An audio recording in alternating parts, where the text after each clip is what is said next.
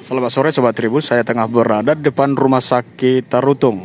Dan ini merupakan tenda bagi pengungsi dan sekaligus orang-orang yang mengalami luka pada kejadian gempa dengan kekuatan 6,0 skala Richter pada dini hari pukul 2.30.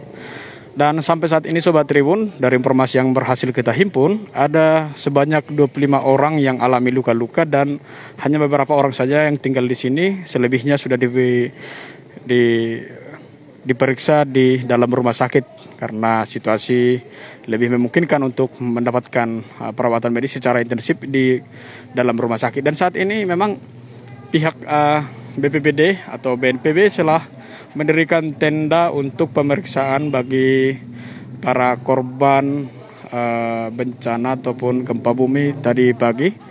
Setidaknya ada puluhan kali susulan yang dialami oleh masyarakat Tapanuli Utara, dan saat ini kondisinya sudah lumayan kondusif, landai ya, artinya para pasien sudah mulai ada sebagian yang pulang, tapi masih ada juga yang sedang dirawat di kawasan ini. Nah, Sobat Tribun, demikian situasi terkini di kawasan depan Rumah Sakit Tarutung. Bisa kita lihat, tadi kita baru saja berkeliling di sejumlah titik di kawasan Kabupaten Tapanuli Utara, khususnya di jantung kota Tarutung, yakni ada akses jalan yang rusak. Akses jalan rusak menuju destinasi wisata rohani Syata Sebarita Salib Kasih. Selebihnya juga tanggul ataupun dinding pembatas jalan lintas Sumatera dengan Eksegiaon juga rubuh. Selebihnya sejumlah fasilitas kesehatan, ada belasan fasilitas kesehatan juga mengalami kerusakan, termasuk rumah sakit yang ada di hadapan kita ini, Rumah Sakit Tarutung ya. Nah, kondisinya saat ini mereka sedang fokus untuk penanganan kesehatan para masyarakat yang terdampak gempa tadi pagi atau dini hari.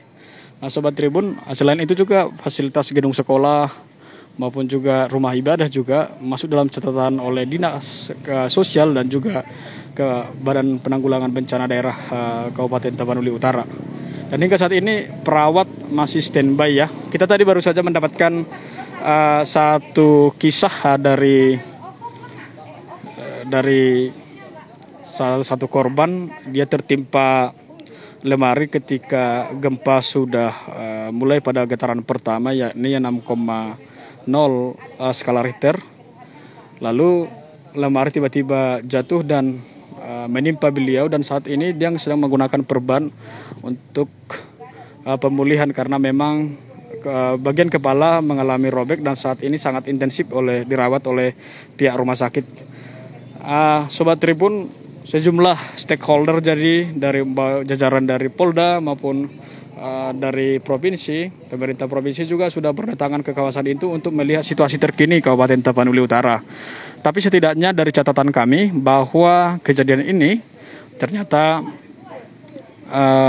mengingatkan masyarakat Kabupaten Tapanuli Utara di tahun 1987, di mana pada saat itu masyarakat mengalami banyak kerugian ya, termasuk tadi ada seorang warga yang kita konfirmasi lalu sambangi kawasannya. Mereka mengatakan bahwa mereka sampai mengalami kerugian ratusan juta.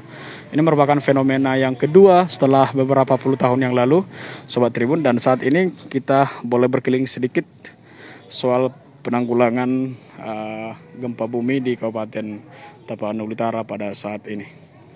Demikian Sobat Tribun, situasi terkini dari Rumah Sakit Umum Daerah Tarutung.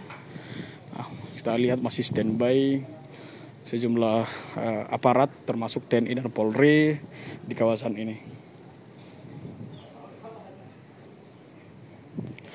Hingga saat ini Sobat Tribun, kita belum mendapatkan apakah memang ada informasi soal gempa susulan. Tapi setidaknya terakhir tadi pada pukul 9 pagi masih ada gempa susulan. Nah, ini salah satu tenda dari Kementerian Sosial juga sudah terlihat kosong, dan satu lagi yang bagian ini masih berisi kira-kira 4-5 orang dan sekarang masih intensif untuk dirawat. Demikian Sobat Tribun yang bisa kami sampaikan. Saya Marus Pardosi, Tribun Medan melaporkan.